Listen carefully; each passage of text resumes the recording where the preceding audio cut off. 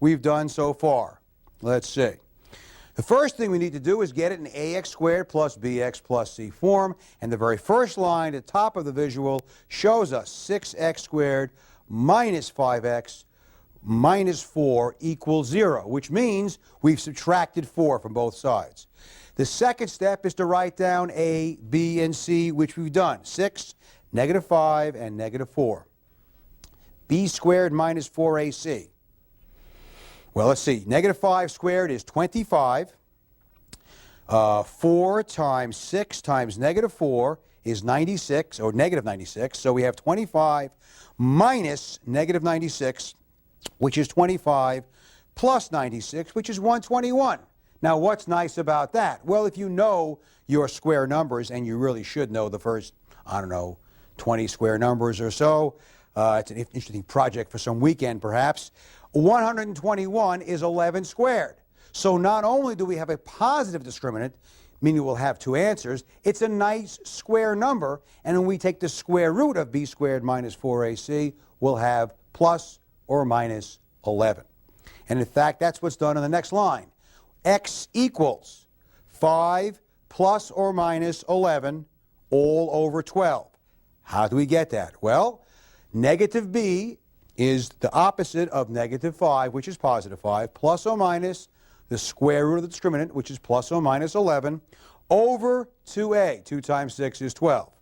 Now we have two solutions. Now we're down to arithmetic. Those two solutions are shown. We have 5 plus 11, which is 16 over 12. That reduces to 4/3. And 5 minus 11, which is negative 6 over 12, which reduces to negative 1/2. Thus, our solutions are 4/3 and negative 1/2. I would leave it up to you to go back and plug each of those numbers into the original equation to check. I think you'll find, if you do your work correctly, each of those will check because they are the correct answer. Now, remember back when we were sketching parabolas, I said we haven't finished with the tools we can use to sketch a parabola. Remember, the first thing we did, we knew how to find the vertex, minus b over 2a. And then we found the y-intercept. That was the value c. And then we were able to find the symmetric or reflective point for the y-intercept, and we had 3 points, and we could sketch it. Now we're going to learn how to find another valuable point and its cousin, perhaps, that is on the x-axis. Remember we talked about x-intercepts. Well, the x-intercept is when y is 0. So if y equals ax squared plus bx plus c, when y is 0, we have ax squared plus bx plus c equals 0. That's what we've been solving. That's what the quadratic formula solves. Which means if we take our quadratic function, y equals ax squared plus bx plus c, set it equal to 0 and use the quadratic formula to solve, the values of x we find will be the x-intercepts, will be where the parabola crosses the x-axis.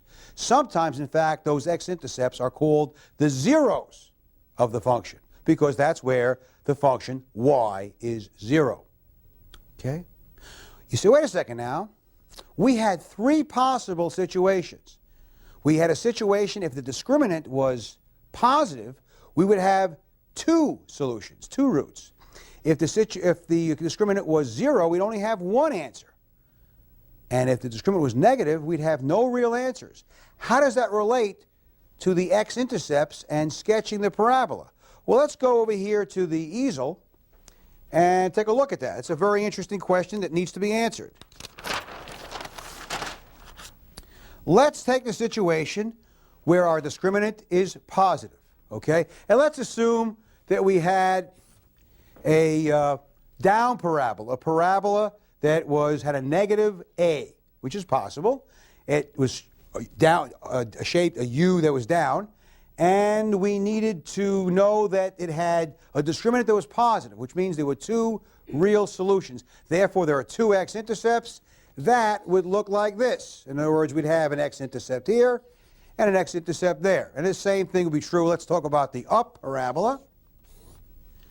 We might need to use a darker black marker here, who knows.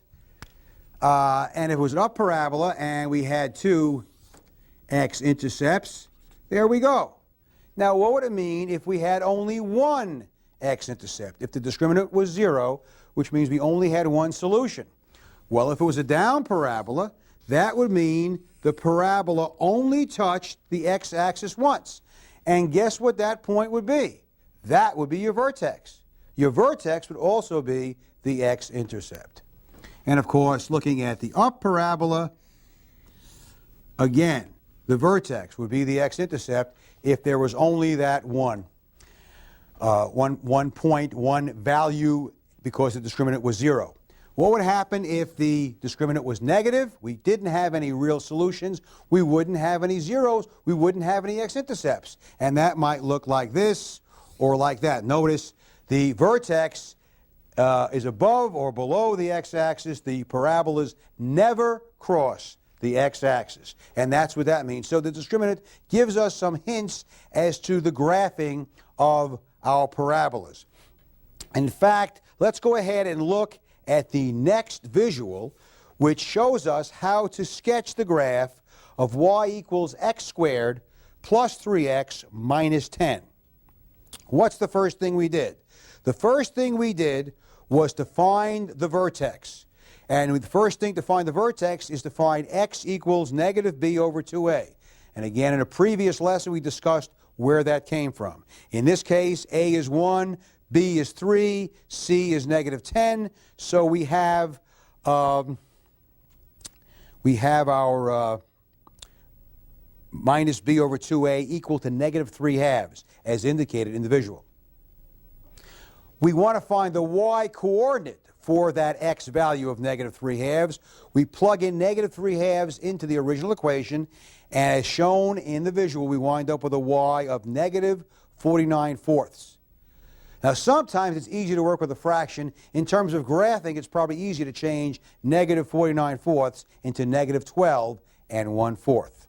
So, you'll notice on the visual we have a set of axes, and we've graphed the point where x is negative 3/2 and y is negative 12 1/4. Negative 3/2, which is negative 1.5. And we've noticed that we've made the point and an ordered pair, negative 3/2, comma, negative 49/4. That is our vertex. Okay? What do we do next? Well, we know that the c is negative 10. So in the next visual, we plot the point 0, negative 10. Because when x is 0, y will be c. The y-intercept is c, or negative 10. Now, a helpful thing to do here is to say, remember that a is positive, and therefore it's an up parabola. The vertex better be below the y-intercept, which of course it is. The y value of the vertex is negative 12 1/4. The y value of the y-intercept is negative 10. We've also plotted a third point. How do we get that third point?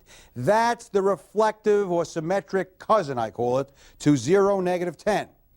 Since to get from the vertex to the y-intercept, we go over 3/2 and go up to negative 10, let's go to the left 3/2, the same distance, which would put us at an x of negative 3, and also go to a y of negative 10 and plot that point. This is where we left off in a previous lesson when we sketched these parabolas. Now we have 3 points, but we'll be able to find 2 more. Let's go to the next visual, and the next visual says, hey, y equals x squared plus 3x minus 10.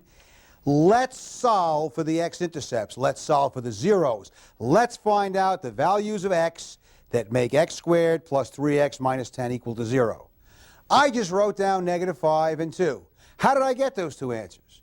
You bet. I used the quadratic formula. Now, I might have been able to factor. And if you want to factor, that's fine. But the quadratic formula will always work. So, what did I do? I plotted those 2 points, negative 5, 0, and 2, 0, my 2 x-intercepts.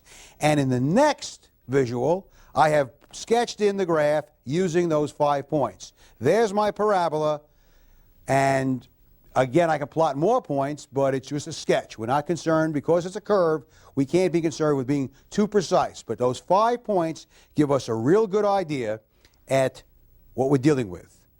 Let's look at the last visual, which is another parabola to be sketched. This parabola is y equals negative x squared plus 10x minus 25.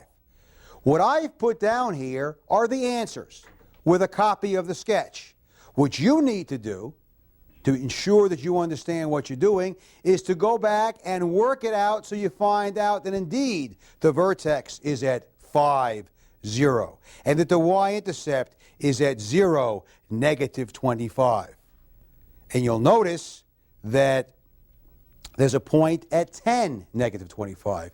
You should be able to explain to me, if I was there sitting next to you, how I got that point, 10, negative 25. You'll notice that this parabola only has 3 points for the sketch. And the reason, of course, is that there's only one solution to the negative x squared plus 10x minus 25 equals 0. Why would there only be one solution? Because when you work that out, when you solve that using the quadratic formula, the discriminant will be 0, meaning only one solution, which means your vertex must be your x-intercept, just as we indicated earlier at the work at the easel.